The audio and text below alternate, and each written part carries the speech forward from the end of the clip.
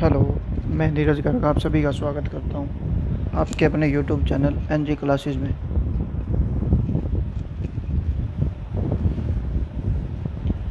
आज बच्चे अपन topic start करते हैं डाइस।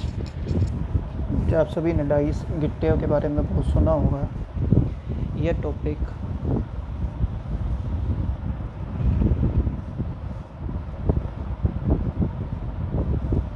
बैंकिंग को छोड़ के बाकी सभी टॉपिकों में, बाकी सभी एग्ज़ाम के अंदर आपको मिल जाएगा। मतलब बैंकिंग के एग्ज़ाम के अंदर बच्चे आपको ये टॉपिक डाइस आता नहीं है। बाकी हर कंपटीशन के एग्ज़ाम में आपको ये टॉपिक ज़रूर मिलता है। एसएससी हो, आरआर के एनटीपीसी हो, कोई भी टॉपिक हो तो ये टॉपिक आपको ज़रूर सुनने को मिलेगा। टॉपिक का नाम क्या है बच्चे? डाइस। जैसे डाइस की शेप कैसी होती है मैं बना के थोड़ा सा एक्सप्लेन करता हूँ। ये देखें, ये है बच्चे आपका डाइस।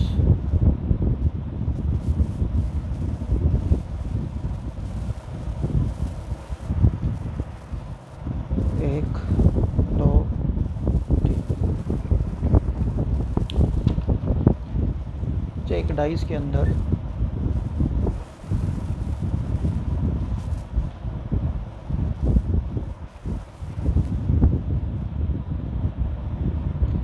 6 सरफेस होते हैं। One dice have 6 surfaces. 6 surface कैसे? 1, 2, 3। 2 के अपोजिट भी एक सरफेस होता है, 3 के अपोजिट भी एक होता है, तो 5, 1 के नीचे 6, तो टोटल सरफेस कितने हो गए? 6। और कॉर्नर होते हैं बच्चे 8 कॉर्नर। कोने कितने होते हैं? 8 कॉर्नर होते हैं। देखो 1, 2, 3, 4 और 4 इसके पीछे, तो टोटल कितने कॉर्नर हो गए? 8। एजिस होती हैं बच्चे 12। 12 किनारे होते हैं।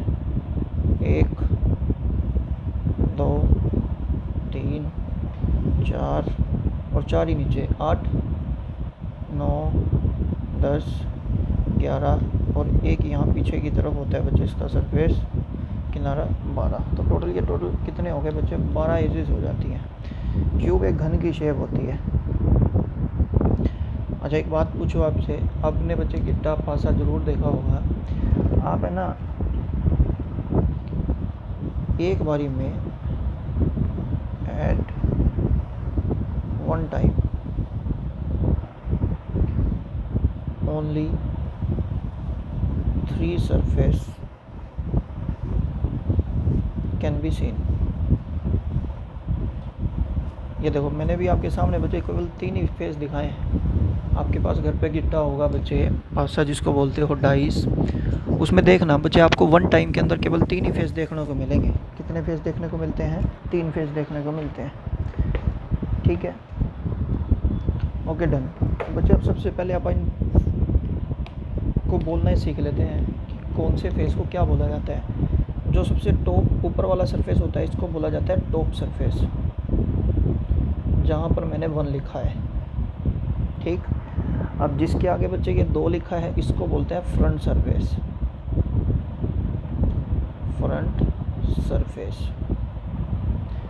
और जिसके पीछे बच्चे ये यहाँ पे जो 3 लिखा है इसको बोलते हैं राइट हैंड।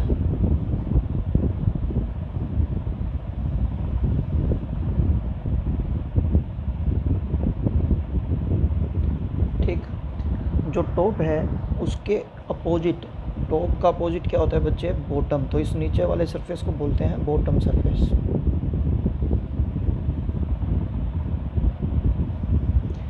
फ्रंट सरफेस है तो इसका अपोजिट, ये जो इसके पीछे का, फ्रंट के इधर पीछे का ये जो सरफेस होता है ये, इसको बोलते हैं बच्चे बैक सरफेस।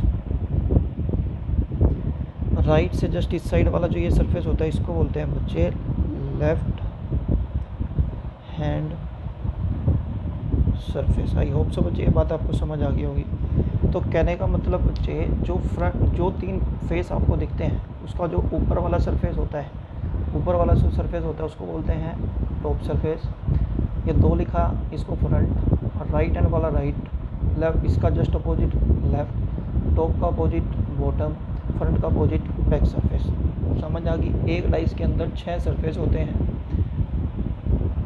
8 कॉर्नर होते हैं और 12 बचे क्या होती हैं आपकी किनारे।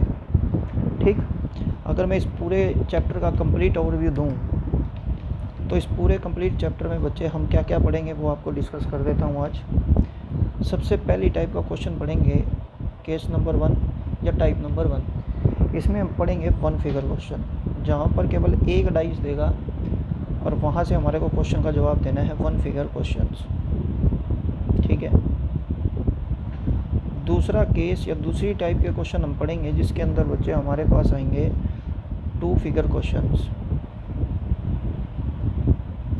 जहाँ पर आपको डाइस एक से ज़्यादा बना के दे देगा तो वहाँ पे हमारे को जवाब क्या देने हैं। एक तीसरी टाइप का केस आएगा बच्चे, केस नंबर 3 या type number 3, open dice.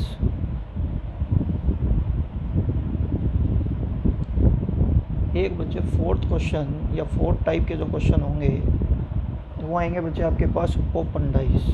Open dice तो हो गए मोर देन 1 फिगर क्वेश्चन।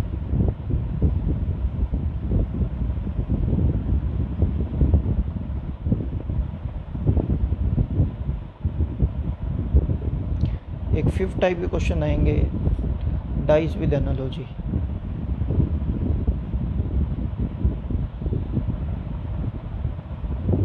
ये लो बच्चे, ये आपके पास टोटल 5 तरीके के क्वेश्चन आएंगे। इनके अलावा बच्चे आपके पास कुछ नहीं आएगा इस पूरे चैप्टर में से। आई गारंटेड कि बच्चे आपका चैप्टर इन 5 फिगर्स में इन 5 टाइप के अंदर पूरा का पूरा कंप्लीट हो जाएगा। अब बच्चे मेरी बात सुनो, अगर आपको ये टाइप ओवरव्यू याद रखना है तो सिंपल 1 2 मोर देन 2। ठीक। या फिर डाइस को ओपन करके दे देगा या डाइस विद एनालॉजी। ये क्वेश्चन बड़े ठीक है, थोड़ा सा बस समझ लेंगे तो ठीक हो जाएंगे। अदरवाइज़ बच्चे ये 5 टाइप के क्वेश्चन होते हैं और कुछ नहीं। ठीक है। अब बच्चे एक बात आपसे पूछता हूँ, ध्यान से सुनना। अगर मान लेते हैं फॉर एग्जांपल मैंने आपको एक डाइस बना के दिया, जैसे ये डाइस बना दिया, डाइस की शेप बना रहा हूँ, या फिर डाइस में बच्चे कुछ इस तरीके से बना दूँ तो वो भी डाइस ही होता है। भाई 3 फेस दिखाने हैं, या फिर बच्चे डाइस ये बना दिए, या फिर डाइस में बच्चे आपका कुछ इस तरीके से भी डाइस बना दिया जाता है एग्ज़ाम के अंदर, तो ये भी डाइस का ही क्वेश्चन होता है।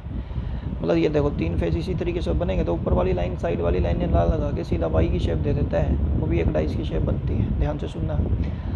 पहली बात, अगर मैं डाइस में बच्चे आपको क्या दूँ, ये 2 है, ये 3 है और ये 4 है। ठीक है।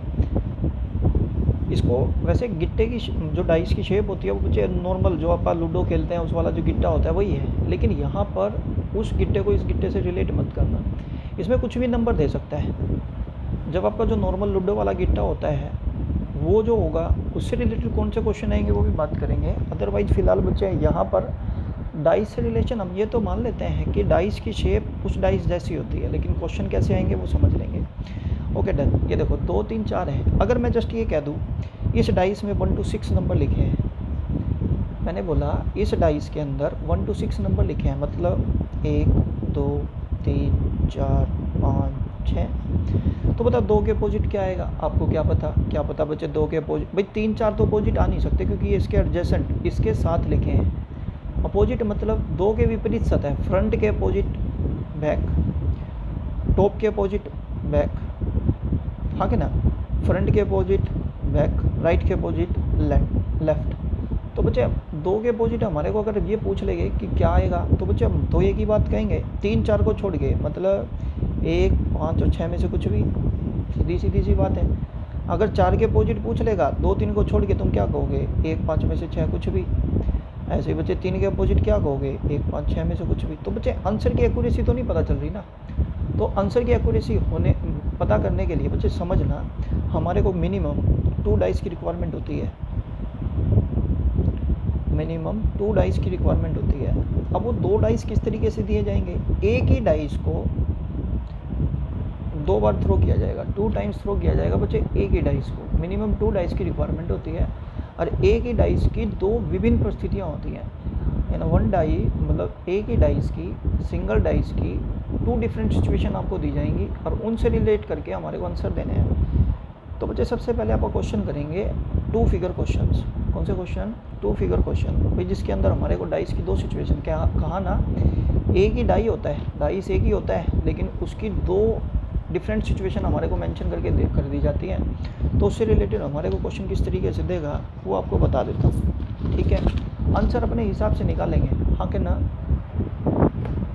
शॉर्टकट अपने साथ रहेंगे बच्चे, बिना शॉर्टकट तो आप बात करने वाले नहीं हैं। ओके,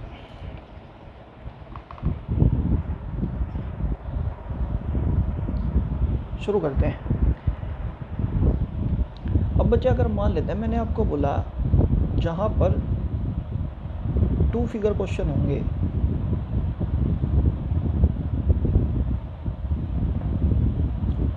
उनमें सबसे पहली टाइप करते हैं जिसके अंदर कॉमन नंबर 1 होगा। अब ये बात समझ नहीं आएगी, मैं बच्चे अभी बता दूंगा, कॉमन नंबर 1 ही होगा। जैसे एक एग्जांपल के थ्रू आपको समझाता हूँ।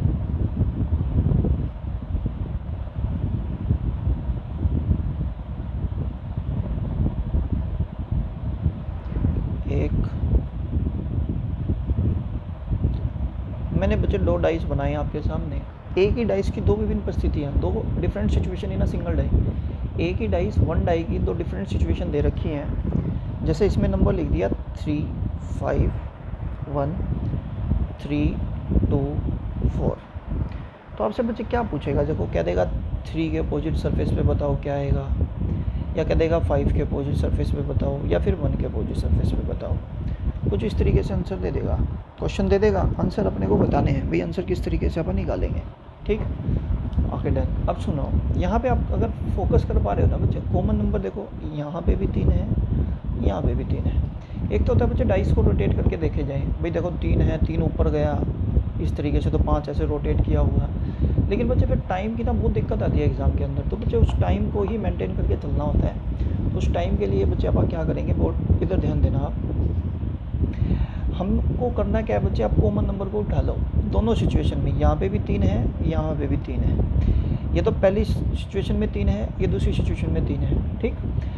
अब आपकी मर्जी, या तो इसको घड़ी की दिशा में घुमा लो या घड़ी की विपरीत दिशा में घुमा लो। सर घड़ी की दिशा में घुमाओ। अगर मैं इसको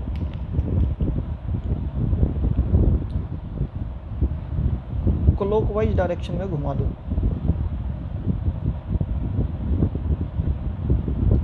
तो देखना होगा क्या, 3 के बाद आया क्या 5, 5 के बाद आया क्या 1, ठीक है। बस एक बात याद रखना बच्चे, अगर ये क्लॉकवाइज डायरेक्शन में घूम रहा है ना, तो अभी इसके लिए ऑप्शन ख़त्म हो जाता है। कभी इसको भी बच्चे तुम घड़ी की विपरीत यानी कि एंटी क्लॉकवाइज डायरेक्शन में घुमा दो। अगर ये क्लॉकवाइज है तो ये भी क्लॉकवाइज ही होगा। तो 3 से बच्चे क्लॉकवाइज चलेंगे तो क्या आएगा सर 2, 2 से क्लॉकवाइज चलोगे तो क्या आएगा सर 4, ठीक है बच्चे। ये बात आपको अच्छे से समझ आ जानी चाहिए। 1 2 3 4 5, तो बच्चा नंबर क्या बच्चे आपके पास 6, तो हम यहाँ पे 6 लिख देंगे, क्लियर है। तो बच्चा अब इस बात को रीड करना बड़ा आसान है। 3 के अपोजिट हम क्या लिखेंगे सर 6, 5 के अपोजिट क्या है 2, एंड 1 के अपोजिट क्या है 4। मेरे को पता है बच्चे समझ नहीं आया होगा। सर अगर मान लेते हैं इसको एंटी क्लॉकवाइज डायरेक्शन में घुमाते फिर क्या होता, बच्चे आपके सामने लिख रहा हूँ, ध्यान से समझोगे और समझ आएगी ना बात तो अपने आप आंसर दे दोगे। एंटी क्लॉकवाइज डायरेक्शन में अगर मैं इसको रोटेट कर दूँ तो आप मेरे को बताओ, 3 से एंटी क्लॉकवाइज चलेंगे, 3 से एंटी क्लॉकवाइज चलेंगे तो क्या आया 1 से एंटी क्लॉकवाइज 5। तो कॉमन नंबर से ही चलाना है, याद रखना बच्चे, ये कॉमन नंबर है, यहाँ भी कॉमन नंबर है। तो 3 का अगर एंटी क्लॉकवाइज चलाओगे तो क्या आएगा 4, 4 का एंटी क्लॉकवाइज 2, तो बचा नंबर क्या 6। देखो आंसर फिर टैली हो रहे हैं, 3 के अपोजिट 1, 1 के अपोजिट 4, 5 के अपोजिट 2, तो आंसर फिर टैली हो जाएंगे, हाँ कि ना बच्चे। इसकी PDF आपको वही 8950842005 पे मैसेज करना है, आपको इसकी PDF एज इट इज़ मिल जाएगी क्वेश्चन के साथ, ठीक। तो आप बच्चे PDF के लिए व्हाट्सएप मैसेज कर सकते हैं मेरे पास, मैं आपको एक ग्रुप में ऐड कर दूंगा और वहाँ से आपको PDF मिल जाएगी इस इन क्वेश्चंस की। जैसे क्वेश्चन नंबर 2 एग्जांपल नंबर 2 पे बात कर लेते हैं। ये लो,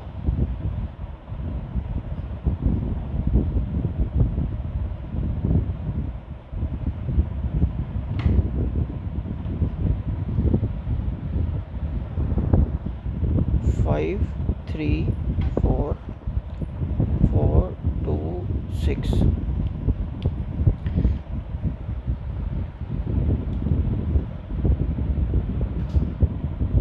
अब देखो इसके अंदर बच्चे कॉमन नंबर पे फोकस करो, क्या है सर 4 है, मैंने 4 पे सर्कल आउट कर लिया। अब बच्चे 4 से ही रीड करेंगे, देखो 4 से क्लॉकवाइज डायरेक्शन में 4 के बाद क्या आया 3 के बाद क्या आया 5, ठीक है बात। सेम एज इट इज़ बच्चे यहाँ से 4 के बाद क्या आया आपके पास 6 के बाद क्या आया बच्चे 2, नंबर क्या बचा 1। तो सिंपल आंसर क्या बोलोगे 1 के अपोजिट 4, 3 के अपोजिट 6, 5 के अपोजिट 2 आंसर। एक और एग्जांपल ले लेते हैं आपको समझाने के लिए, क्वेश्चन नंबर 3 की बात करते हैं।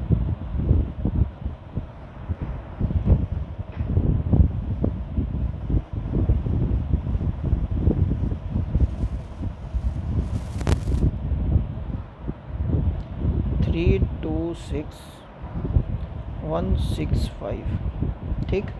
वही कॉमन नंबर को आइडेंटिफाई करना सीखो। कॉमन नंबर देखो क्या दिख रहा है आप लोगों को, आपने देखा कि 6 दिख रहा है, हाँ क्या ना। तो 6 से या तो घड़ी की क्लॉकवाइज डायरेक्शन में चलो या एंटी क्लॉकवाइज डायरेक्शन में चलो। घड़ी की डायरेक्शन में चलेंगे तो 6 के बाद आपको क्या दिख रहा है 6 के बाद 2 के बाद क्या कितना दिख रहा है 3। यहाँ पे देखो 6 के बाद क्या दिख रहा है 1 के बाद क्या दिख रहा है 5। बच्चे क्या नंबर बचा देखो 6 1 2 3 5, तो बचा क्या 4। तो 6 के अपोजिट हो गया 4, 2 के अपोजिट 1, 3 के अपोजिट 5। एक बार दोबारा से आइडेंटिफाई कर लेते हैं बच्चे। देखो 6 के क्लॉकवाइज डायरेक्शन में क्या है 2 के क्लॉकवाइज डायरेक्शन में कितना है 3। तो सेम है 6 की क्लॉकवाइज डायरेक्शन में कितना है 1 की क्लॉकवाइज डायरेक्शन में क्या है 5।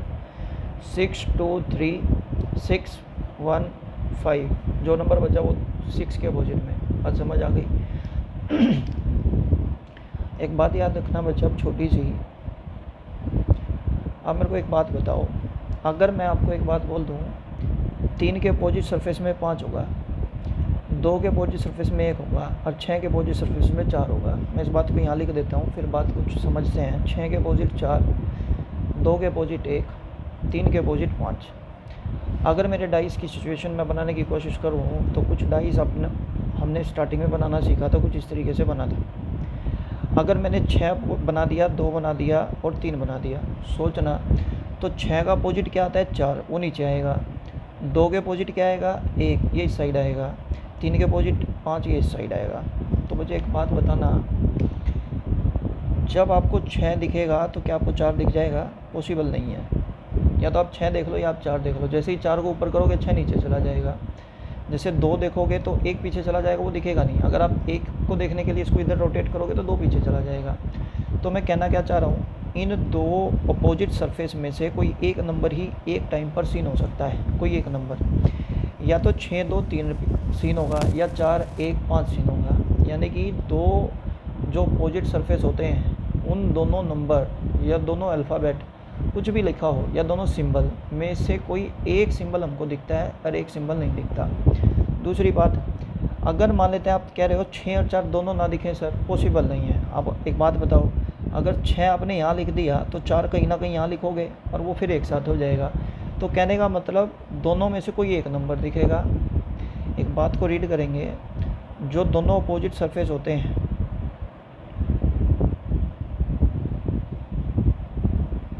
दो बातें एक साथ, ना तो वो बच्चे हाइड यानी कि छिपेंगे, ना ही सीन टुगेदर, दोनों एक साथ दिखेंगे।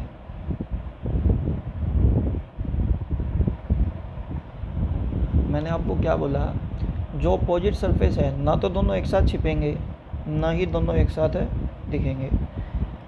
ये बात आपको अच्छे से बच्चे दिमाग में बिठा लेनी है। उसका रीज़न है क्योंकि इससे रिलेटेड बच्चे बहुत अच्छे अच्छे क्वेश्चन आपके विद इन फ्यू सेकेंड हो जाएंगे। जैसे बच्चे फॉर एग्जांपल एक क्वेश्चन करते हैं हम,